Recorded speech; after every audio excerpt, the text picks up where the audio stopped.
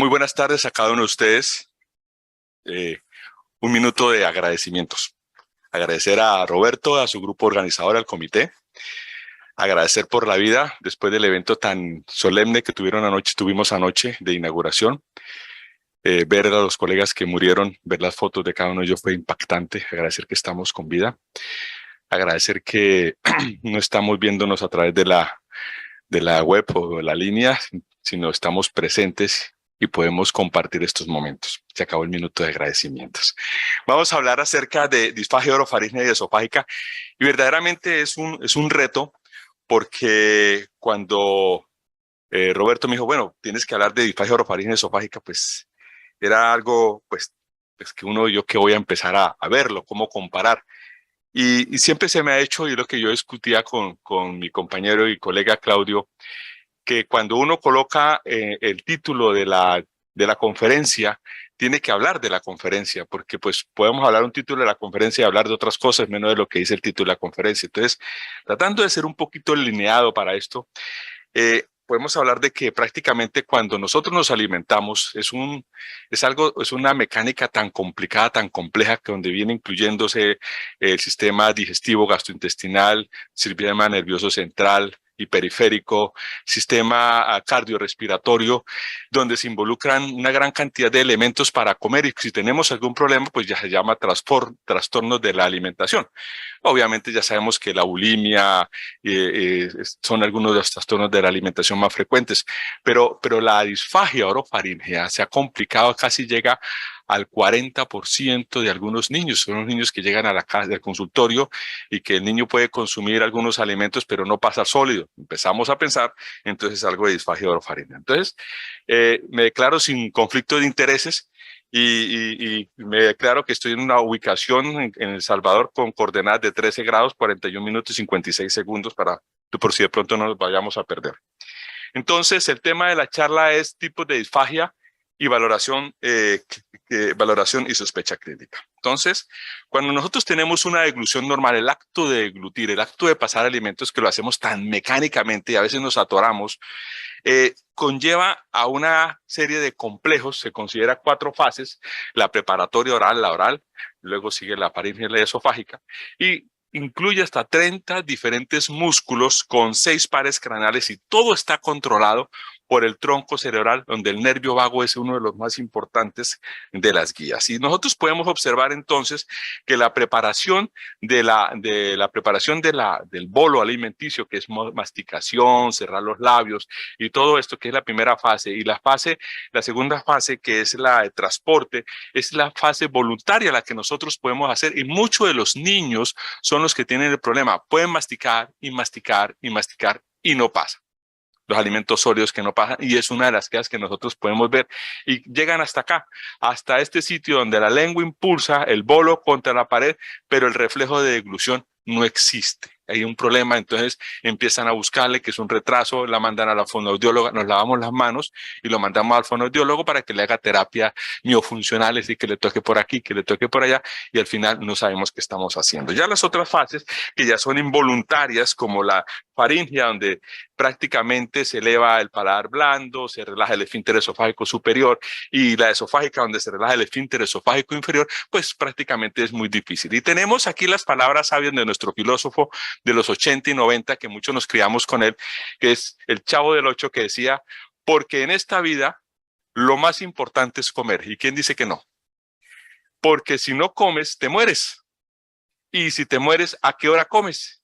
Y si no vas a comer, ¿para qué vives? Por eso es mejor comer que morirse. Entonces, muy sabio aquí nuestro Chavo del Ocho. ¿Y qué sucede en la disfagia orofaríngea? Pues tenemos en la disfagia orofaríngea que hay una mala preparación del bolo, no hay suficiente masticación, no hay suficiente salivación, o puede haber demasiada salivación o una escasa salivación. Hay una debilidad en la contracción faríngea, y por lo tanto el niño no pasa el alimento. Hay alteraciones en la coordinación y relajación, hay una apertura inadecuada del esfínter esofágico superior, y eso hace de que crean un problema de disfagia orofaríngea. Estas lo podemos dividir en muchos grupos, por problemas neurológicos, musculares, orgánicos, infecciosos, iatrogénicos, pero las funcionales, que es donde nos más centramos acá, prácticamente que nosotros podemos intervenir, puede ser una calasia o puede ser una discinercia del esfínter esofágico superior. Entonces, cuando tenemos una disfagia esofágica, ya vamos a hacer el versus la orofaringia con la esofágica, ya estamos hablando que el problema no es en la boca, sino el problema es cuando estamos pasando por el esófago y sentimos una parada, un trancón, donde llega y podemos pensar que ¿qué sucede? O es un trastorno motor o es un trastorno orgánico. Y el trastorno motor se caracteriza porque se presenta tanto a sólidos como a líquidos, no importa lo que consumimos, mientras que el orgánico empezamos con disfagia sólidos y se va complicando más hasta que no podemos consumir nada de líquidos. Cuando es un trastorno motor es lentamente, muy despacio, mientras que un problema orgánico es inmediato, es agudo, se impacta algo y se atraviesa en el esófago y no puede avanzar más el alimento. Cuando es un trastorno motor, presenta dolor o dolor torácico o regurgitación, mientras cuando es un problema orgánico hay hematemesis, obviamente pérdida de peso, anemia, manifestaciones respiratorias. Entonces ya empezamos a ver que de acuerdo a cada uno de los síntomas, a dónde nos podemos ir orientando. Las causas del trastorno de la motilidad las podemos observar, son muy largas, son muy grandes. Hablamos de motilidad y hablamos mecánico. Todo esto, cuando es mecánico, pues obviamente acalasia, trastornos espásticos, enfermedad de Chagas, dismotilidad, que eso lo vamos a ver más adelante. Y cuando hablamos de trastorno de la motilidad, ya hablamos de estenosis, neoplasias, anillos, etcétera, etcétera, que prácticamente eso es lo que nos ayudaría con los exámenes que vamos a realizar. Esta es una de las vistas más espectaculares que yo he visto en mi vida. Este sitio se llama el Cerro Verde, que estuvimos en el transcurso de la mañana, y el volcán se llama, nunca lo aprendí, Azac, Azal, nunca lo aprendí, pero esto es hermoso y al fondo hay una laguna que se llama Oatepeque, o Guatepeque, eso ya. Y en esa laguna se supone que allí llegan todas las, pues usted sabe más que yo. Entonces, ¿para qué explico? Llegan las aguas con azufre y se ve el color del lago con un color muy turquesa, muy bonito. Pero lo que me llamó la atención en este Cerro Verde era de que este ya se considera cerro porque un volcán activo hace 25.000 años que no emana erupciones y hace 10.000 años que no produce tampoco erupciones, por lo tanto se considera un cerro. Mientras que este es un volcán que prácticamente iban a colocar un hotel al frente y cuando lo iban a colocar, como alguien me comentó, el volcán dejó de hacer erupciones, se perdió esa plática. Valoración y sospecha clínica. Entonces, veamos a ver, este es un trabajo muy interesante donde lo que estaban mirando era la prevalencia de la disfagia en los niños. Y se encontró que la disfagia se presenta en el 25% de los pacientes que tienen trastornos de la alimentación. Dígase bulimia, dígase crisis de diferentes áreas de que no se comportan dentro de la alimentación, trastornos dentro de la dinámica familiar. Y el 45% llama muy alto, es muy alto, 45% son trastornos en el desarrollo normal, o sea, el niño está completamente sano y trastornos del desarrollo casi en el 80%. Pero lo que más llama la atención es que el 90% de los pacientes que tienen parálisis cerebral infantil tienen trastornos de la deglución. Y yo sé que ustedes muchas veces les llegan los pacientes en silla de ruedas que son alimentados con sonda de gastrostomía o con botón de Mickey y ustedes tienen que estarles cambiando los botones y prácticamente no pueden consumir por vía oral y si le hacen una endoscopia prácticamente está cerrado. Y esto es muy interesante tenerlo en cuenta. Este es otro estudio descriptivo transversal con 49 niños que tenían disfagia y lo que quería buscar era cuáles son las causas más frecuentes de disfagia. Y obviamente el 46%, o sea, 23 niños, tenían trastornos neurológicos, especialmente, nuevamente, la parálisis cerebral infantil, la encefalopatía no progresiva y diversos trastornos neurológicos. El 14% de los pacientes que tenían disfagia eran prematuros. Ojo, muchos pacientes prematuros podían estar teniendo disfagia. Y mire, me llamó mucho la atención este estudio, el 16% de los que tenían disfagia eran niños completamente sanos. Entonces vale la pena estar investigando. Y ahora, cuando se habla del tipo de disfagia, ¿a qué es más frecuente? En este trabajo habla de que lo más frecuente es a los sólidos y en segundo lugar a los líquidos. Y viene obviamente que, perdón, a los líquidos. Y obviamente, si ustedes pueden ver que la mayoría de disfagia, los líquidos son, en este estudio de 49 pacientes, 17 niños tenían disfagia, 9 pacientes tenían reflujo faringonasal, 18 tenían vómito porque prácticamente no eran capaces de avanzar el alimento. 3 pacientes tenían el alimento atascado sin ser sanos, siendo pacientes sanos. 6 pacientes irritables, 15 pacientes con regurgitaciones, 8 pacientes con ahogo o pausas para respirar. Entonces, la disfagia no es una enfermedad, la disfagia es un síntoma de algo que está funcionando mal y que tenemos que buscarlo intencionalmente con todos estos claves que nos está dando el paciente. El sitio de disfagia esofágica pues es diferente. La disfagia esofágica tiene un problema de deglución para pasar el alimento y presenta regurgitación, náuseas, mientras que la esofágica es una sensación de parada que se detiene el alimento en algún lugar del esófago y el paciente empieza prácticamente a tener un nudo, una sensación de malestar, una sensación de que tiene que vomitar o regurgitar.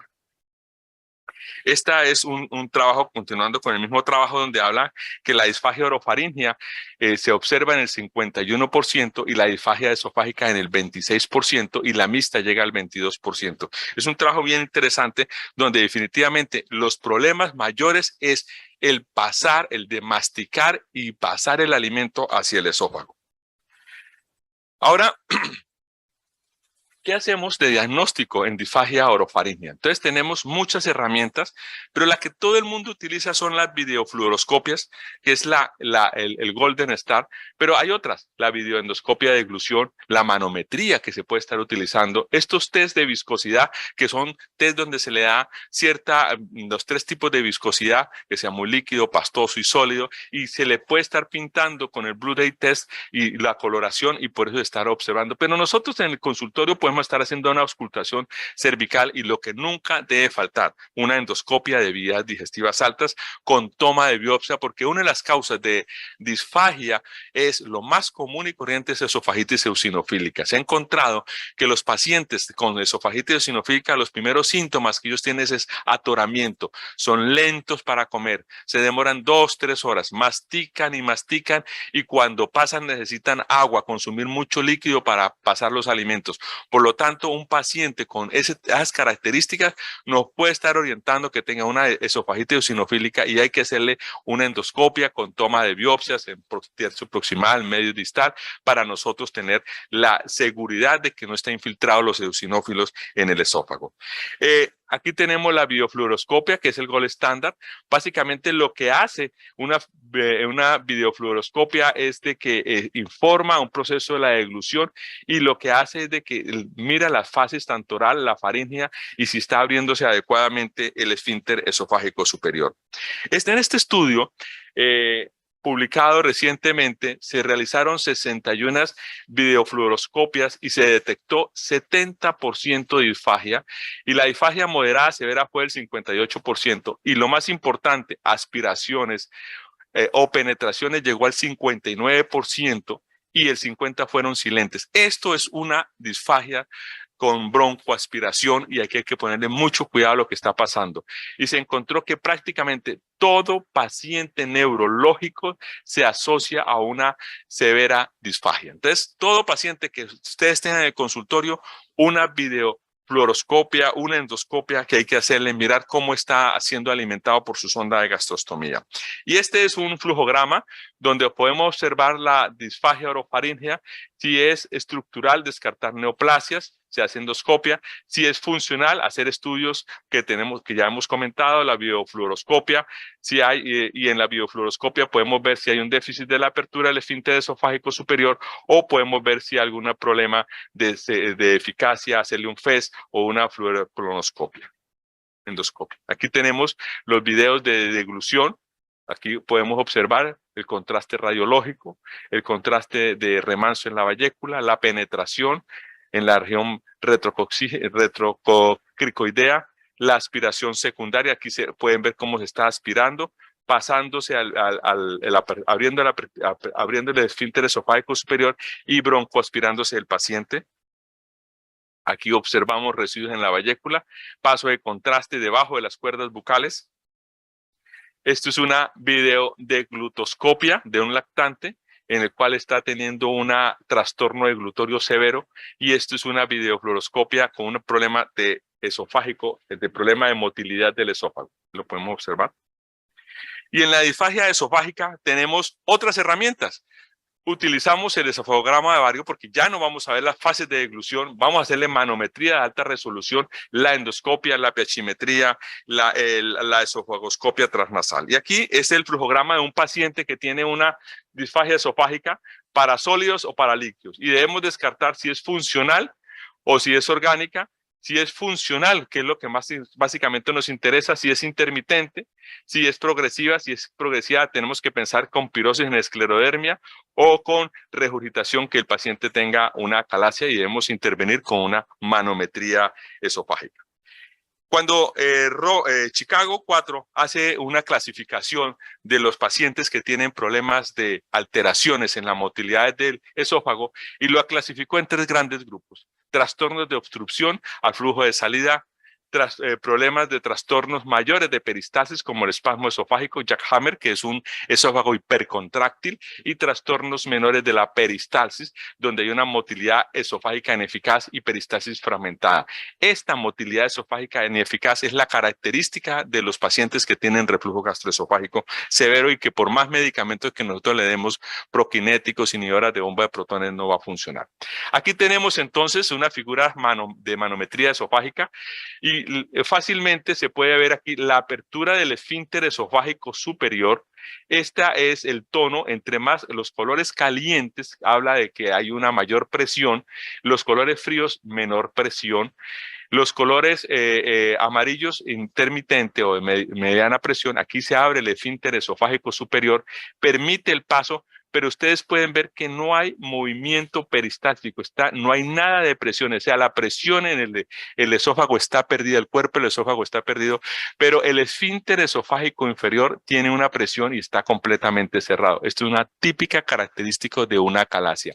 Y esta es una acalasia tipo 2, se abre el esfínter esofágico superior, tiene buen tono el superior, tiene también tono el inferior, y aquí tenemos un movimiento peristáltico panesofágico en columna. Prácticamente es lo típico de una acalasia y lo que debemos descartar en pacientes con problema de disfagia esofágica.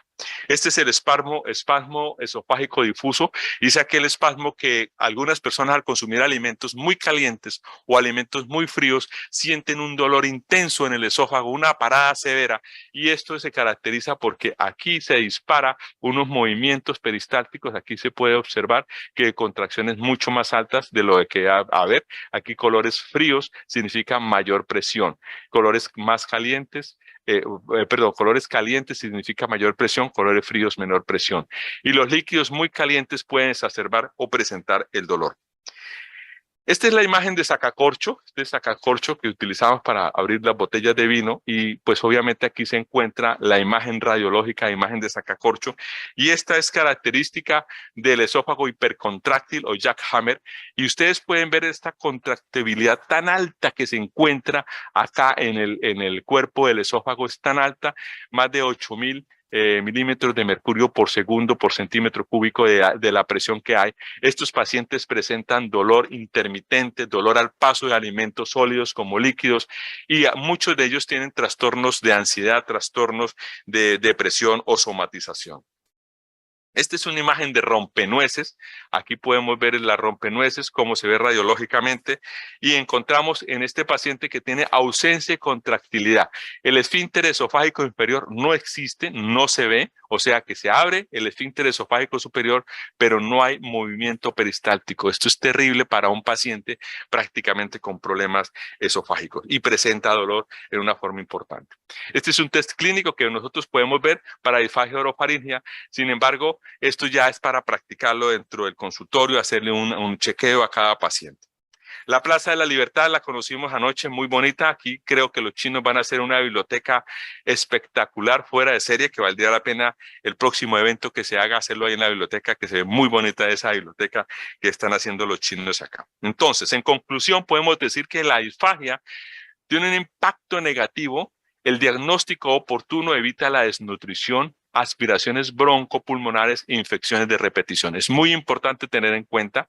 Es necesario juntarnos, tanto el gastroenterólogo, el radiólogo, la nutricionista, el neumólogo, la terapista, la fonoaudióloga, que sea un equipo completo, que la disfagia representa el 25% de casos de los niños con trastornos de la alimentación, niños que no estén pasando alimentos por cualquier cosa, estén pensando en disfagia orofaringia, que la videofluoroscopia es considerada como el estándar de oro, y la promesa que les hice al principio es lo uno con lo otro, disfagia orofaringia versus disfagia esofágica.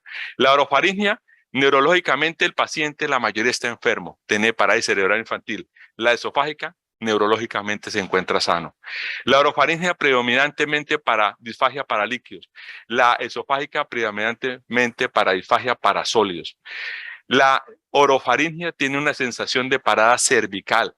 La esofágica tiene parada retrosternal. La orofaringia tiene síntomas típicos. La esofágica tiene regurgitación tardía, dolor torácico y pirásico.